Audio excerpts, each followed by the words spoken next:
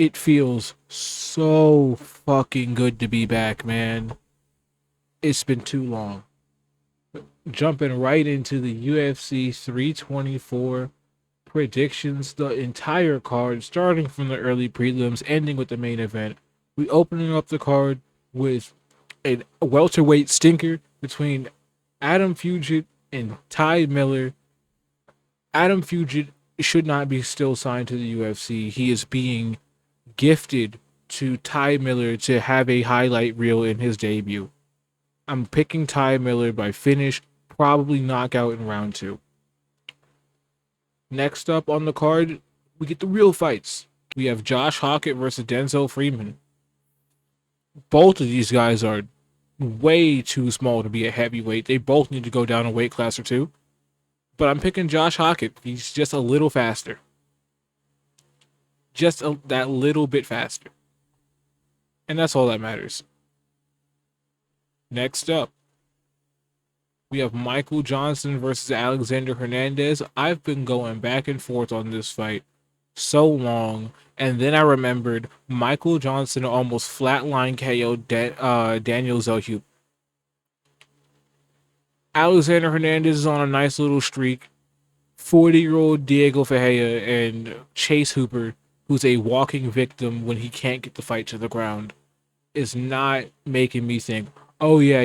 You're just gonna take out Michael Johnson, who still got it. So I'm picking Michael Johnson to win this one, maybe by knockout. Alexander Hernandez does gas horribly, horribly. Take that fight past 2 rounds, he gasses horrendously and can't keep up anymore. Michael Johnson was still kind of going tit for tat for Daniel Zellhuber for the first half of round three. I'm picking Michael Johnson. Next up, opening up the prelims. This is when the card starts to get crazy. Every fight from here on out is actually pretty damn crazy. We have Alex Hernandez versus Charles Johnson. Alexander Hernandez, not Hernandez, Perez. My fault. Alex Perez versus Charles Johnson. Alex Perez should have hung up the gloves after the Almabaya fight. He has no business sticking around in the sport. The sport has left him, and he is washed. I've never seen Alex Perez look slow and look stiff, and he looked both of those things while fighting Asu Amabaya. Was he winning the fight until he got caught in the submission? Absolutely. Do I think he's gonna beat Charles Johnson? Hell no. Hell no. Charles Johnson's gonna actually do him terribly. If he comes out looking slow, looking stiff, looking like a victim in the waiting, he's getting handled. He's just getting handled. I hate to say it, because I like Alex Perez. But Charles Johnson is gonna beat the fuck out of him. I think Charles Johnson's really hitting his stride, really hitting his prime, and I'm really liking the way what I've been seeing from him. He's relatively well rounded. He's got cardio for days, and he keeps getting better. I remember there was a time where we were wondering if he was still going to be in the UFC while he was 0-3, but he just continues to get better and better and better between every fight. His last fight against Loner Kavanaugh was just a masterclass in veteran grit and experience. He understood he was going to get pieced up in the beginning. Let this young kid punch himself out and then knocked him out cold. I picked Loner Kavanaugh in that fight. You can go back and see the prediction.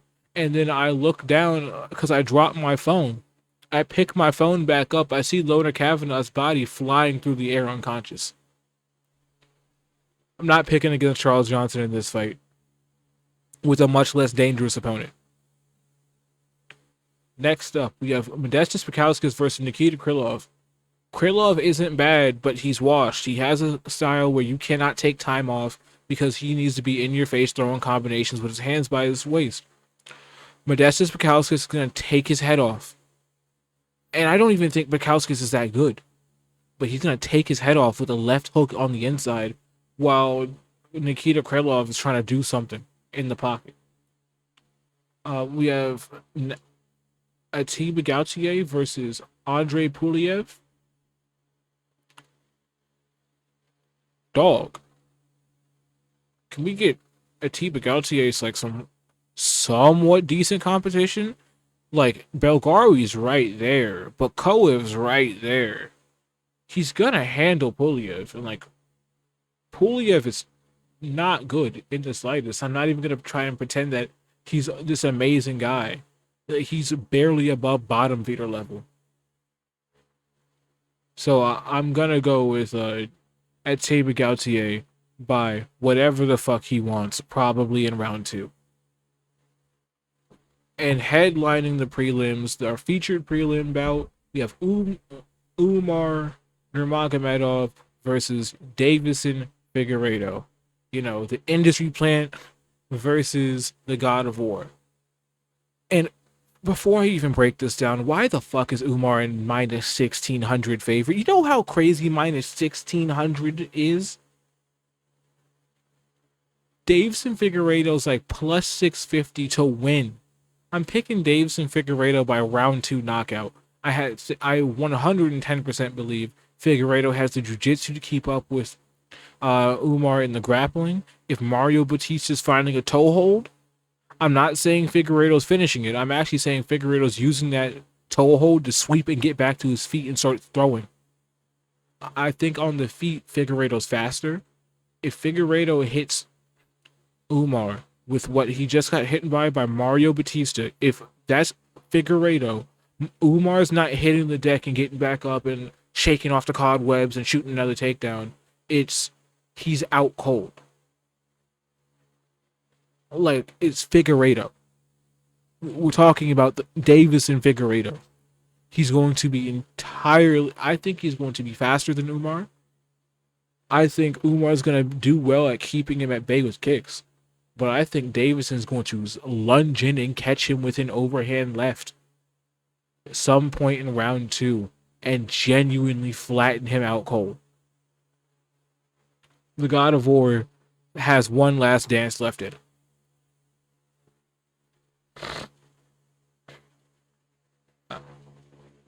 Now, unfortunately, Amanda Nunes versus Kayla Harrison has been canceled. I know, boo-hoo. Alexa Grasso versus Rose Namajunas has been canceled. I know, boo-hoo. But opening up the main card, we do have Arnold Allen versus Gene Silva. And I'm picking Gene Silva. Allen's good. He's really, really good. I think Allen's probably going to win in the first round. His footwork is very underrated, especially moving laterally.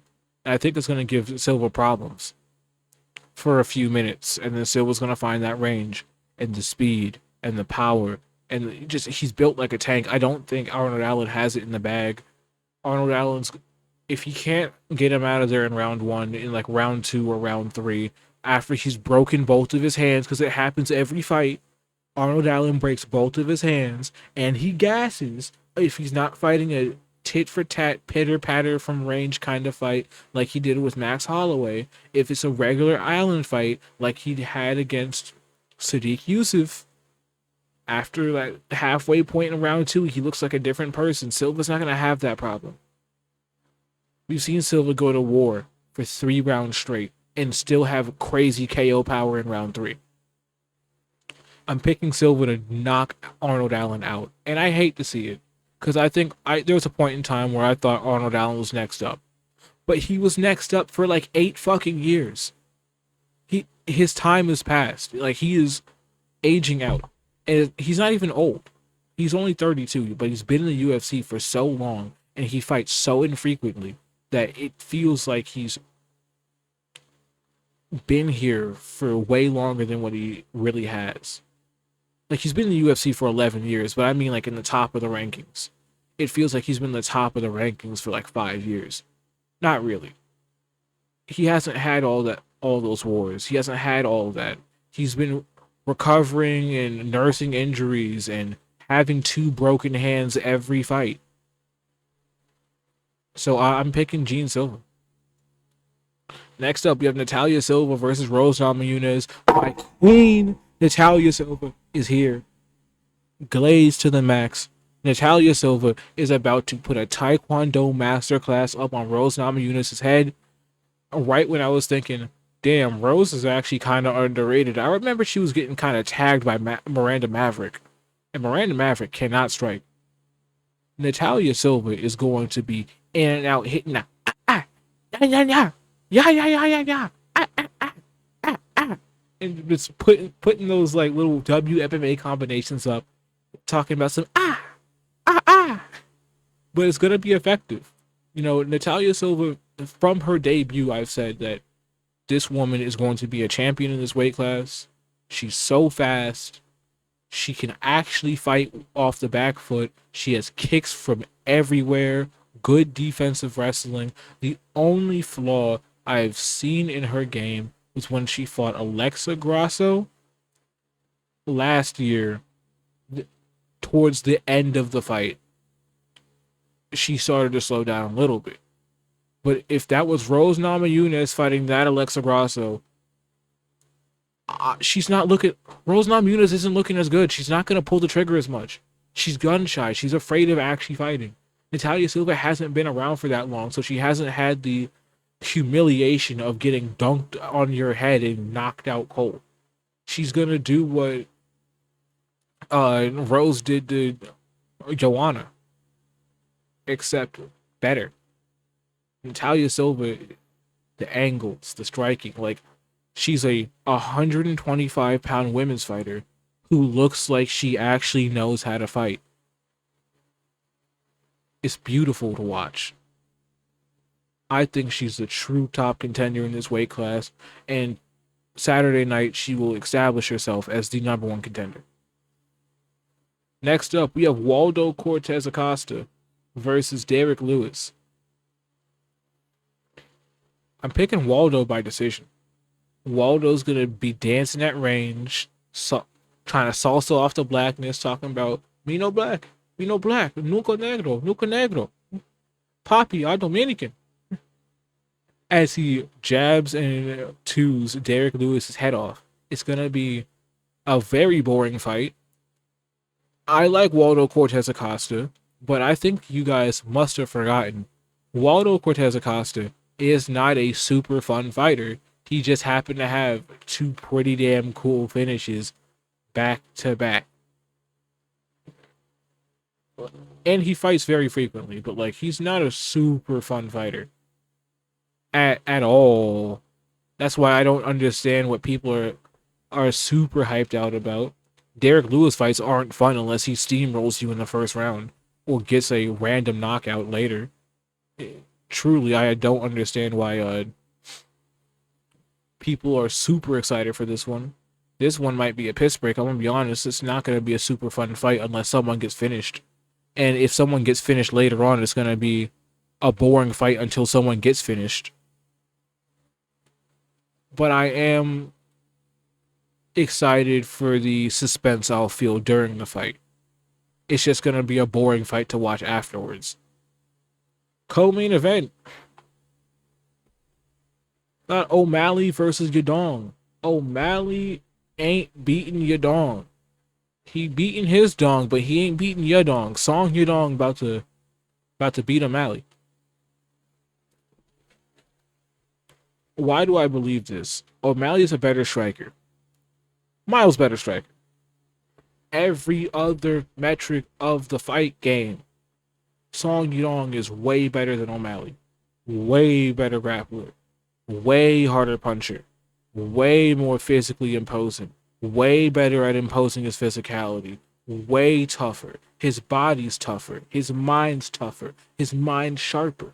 And while O'Malley is he's gonna look really good, I think O'Malley's gonna put damage on Yadong, which is something we don't really see very often. When Song gets on the inside and starts letting his hands fly, he's going to cleave O'Malley in half. This really, really, really does support O'Malley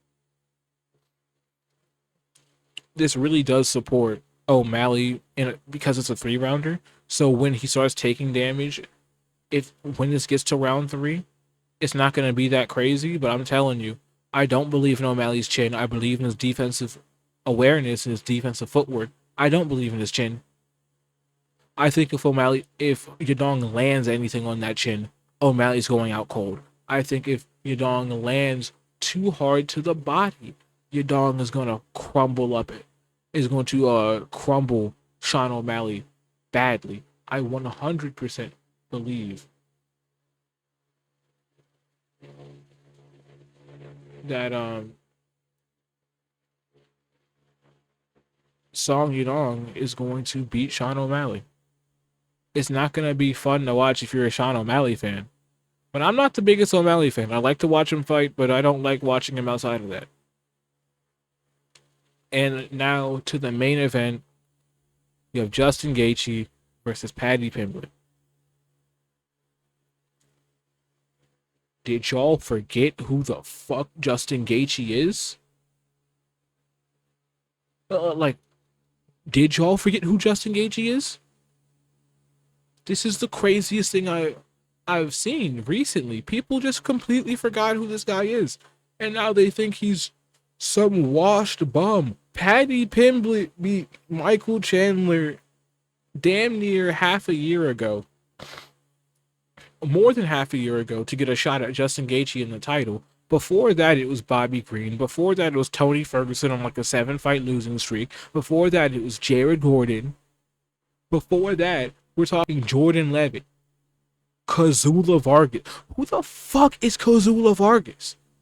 Who the fuck is Luigi Venturini? Paddy Pimblett has been maneuvered strategically away from all the dangerous guys in the weight class. And I'll say this now, I've said it then. If Terrence McKinney had Paddy Pimblett's competition, same career with the same opponents at the same time, instead of it being Paddy Pimblett, it was Terrence McKinney. Terrence McKinney would be 7-0 with 7 first-round finishes.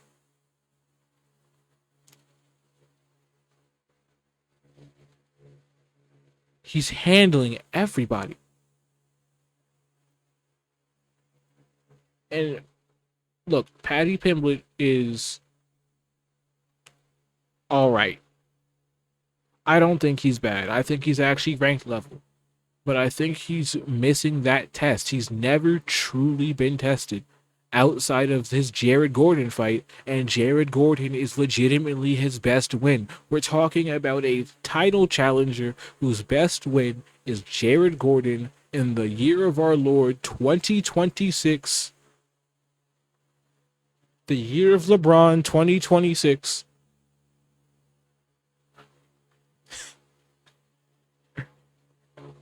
And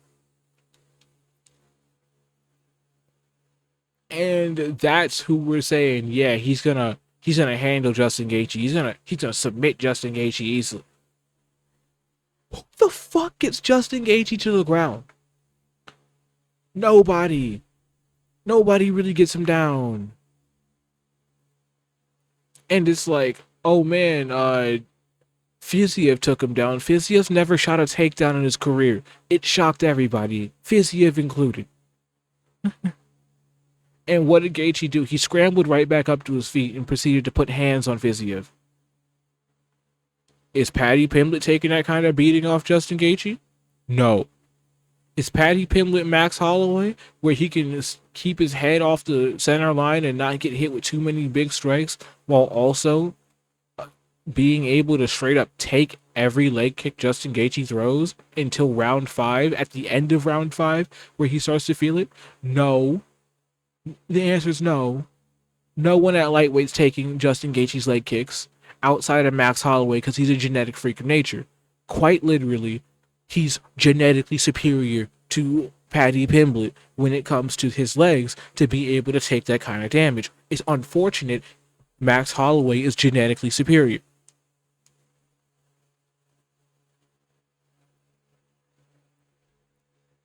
So when I look at this fight, it's hydrogen bomb, coughing baby. And that's all I gotta say about this fight. I think Justin Gaethje is just going to track down Paddy Pimblett, beat the fuck out of him, and brutally knock him out in the 3rd round. Round 3 KO, because Paddy Pimblett is pretty decent at getting away from a lot of the strikes and staying on the back foot. But when every time they enter in a close range, he's going to be eating strikes. Jared Gordon and Justin Gaethje don't strike too differently as far as throwing punches. The kicks and the stances a bit differently. But punch selection?